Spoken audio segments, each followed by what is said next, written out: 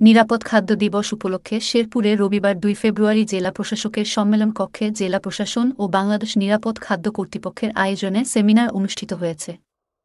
খাদ্য হোক নিরাপদ, সুস্থ জনগণ শীর্ষক সেমিনারে প্রধান অতিথি ছিলেন জেলা প্রশাসক তরফদার মাহমুদুর রহমান।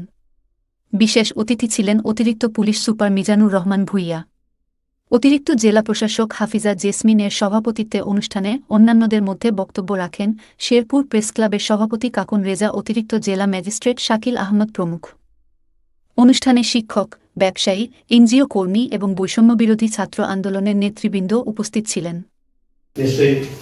এই ছেলে এই বাচ্চা মেয়েটাকে একসময় সমাজ চালাবে, রাষ্ট্র কিছু বিষয় আমরা আগেও জানতাম।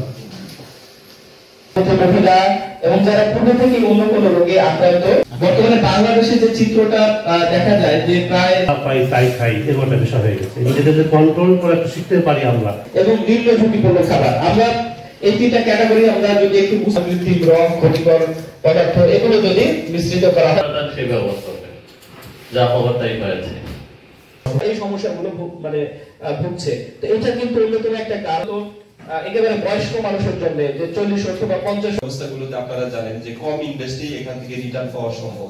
যেমন বাংলাদেশের মানুষের দোকানে থাকে আসলে বিভিন্ন ফুড কমে যায়, আমরা কর্মস্থলে অনুপস্থিত হয়ে খাদ্য খাবার কারণে। এছাড়া প্রায় 2 কোটি মানুষ কিডনি